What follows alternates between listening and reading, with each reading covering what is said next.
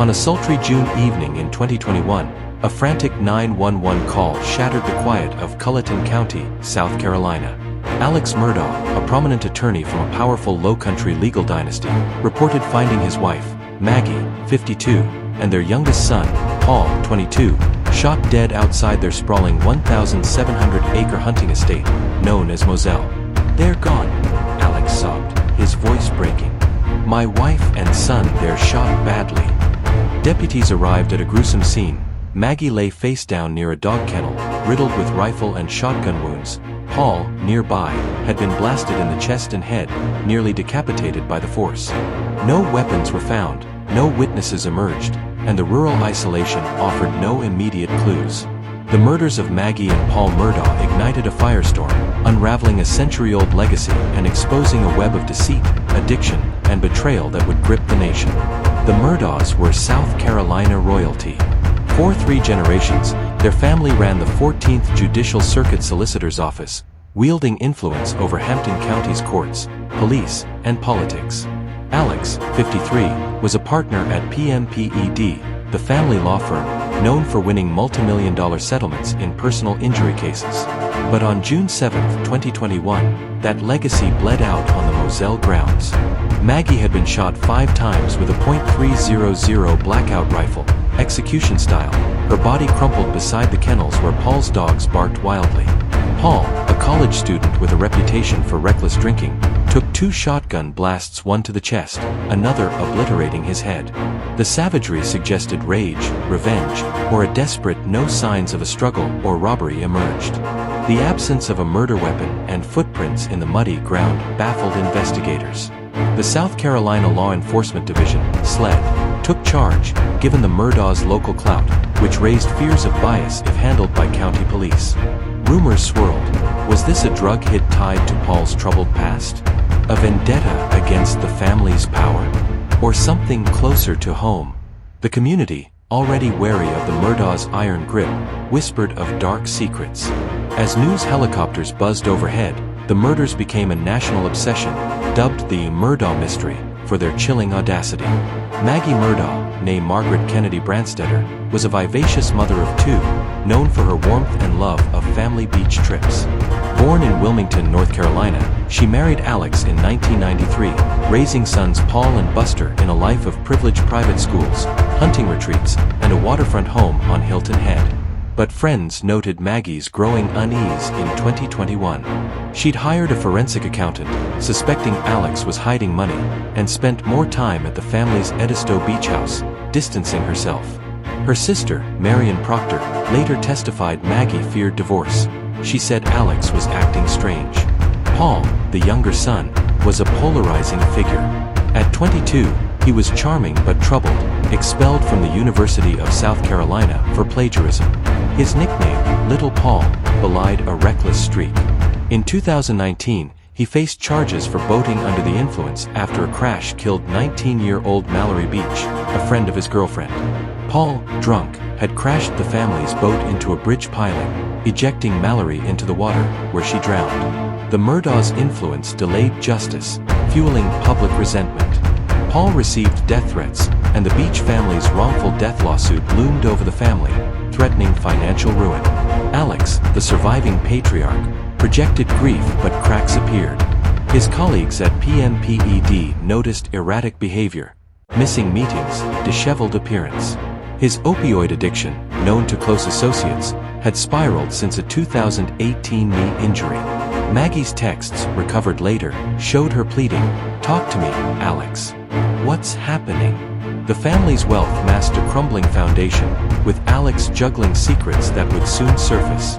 SLED's investigation, led by senior agent David Owen, faced immediate hurdles. The Murdaugh's influence risked tainting local cooperation, and the crime scene's isolation offered little physical evidence. Initial canvassing found no witnesses, but a cell phone video from Paul's phone, time-stamped at 8:44 p.m. on June 7th, changed everything. Recorded at the kennels minutes before the murders, it captured Maggie's voice and Alex's, placing him at the scene when he'd claimed to be napping at the house. The lie broke his alibi. Forensic analysis deepened the case. Maggie's wounds suggested a high-powered rifle, likely from the family's arsenal. Paul's shotgun injuries pointed to a weapon owned by the Murdaughs. No fingerprints or DNA tied to outsiders were found. Alex's story, that he found the bodies after visiting his ailing mother, unraveled when GPS data from his Chevy Suburban showed he drove to the kennels, then to his mother's, post-murder. His phone showed no activity during the murder window, odd for a man claiming to be checking in with family. 3 months later, another bombshell. Alex was shot in the head on a rural road, claiming a stranger attacked him. SLED quickly debunked it as a staged suicide attempt, orchestrated with a former client, Curtis "Eddie" Smith, to secure a $10 million insurance payout for Buster. This exposed Alex's financial desperation. Pempt discovered he'd stolen $12 million from clients, funneling it through a fake account to fund his opioid habit and lavish lifestyle. The Beach lawsuit, demanding millions, had pushed him to the edge. Investigators dug deeper, linking Alex to other deaths. In 2018, their housekeeper, Gloria Satterfield, died in a trip and fall at Moselle. Alex pocketed her $4.3 million settlement. In 2015, 19-year-old Stephen Smith, a gay classmate of Buster's, was found dead on a road, ruled a hit-and-run despite no skid marks. Both cases were reopened, with suspicions pointing to Alex or family cover-ups, though no charges were filed. Interrogations were intense. Alex, arrested in October 2021 for fraud, maintained innocence in the murders. But SLED's digital forensics phone data, car telematics, and recovered texts painted a damning picture. Maggie's phone, found a mile from Moselle, had been tossed by Alex post-murder. A raincoat with gunshot residue, buried near his mother's home, tied him to the rifle. Alex Murdaugh's motive was a toxic mix of financial collapse and fear of exposure. His opioid addiction, costing thousands weekly, drained family funds. The Beach lawsuit threatened to bankrupt him, as did Pempt's discovery of his embezzlement. Maggie's push for transparency, hiring an accountant, risked exposing his theft. Paul's legal troubles, tied to the boat crash, added pressure. His death could delay or derail the lawsuit. Alex killed to silence Maggie's suspicions and eliminate Paul as a liability, hoping to reset his crumbling empire. "I did it to protect myself," he later admitted in a jailhouse call, though he denied the murders in court.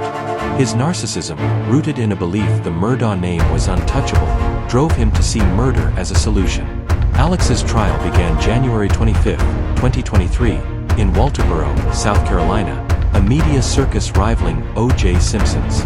Prosecutors Creighton Waters and Alan Wilson presented 76 witnesses, 500 exhibits, and the damning kennel video. Alex's defense, led by Dick Harpootlian, argued no direct evidence like fingerprints on the murder weapons tied him to the killings, suggesting a drug cartel hit. But Alex's testimony, riddled with lies about his whereabouts, sank him. On March 2, 2023, after 3 hours of deliberation, the jury convicted him of 2 counts of murder, sentencing him to 2 consecutive life terms without parole. Judge Clifton Newman called it one of the most troubling cases of his career, noting Alex's duplicitous conduct. In 2024, Alex faced 101 financial crime charges, pleading guilty to stealing millions, receiving a 40-year federal sentence atop a 27-year state sentence. He remains at Kirkland Correctional Institution, his appeals ongoing but unlikely to succeed. The Murdaugh Dynasty collapsed. PMPED rebranded, Buster shunned, the Moselle estate sold for $3.9 million. The Beach and Satterfield families won settlements, but Stephen Smith's case remains unsolved.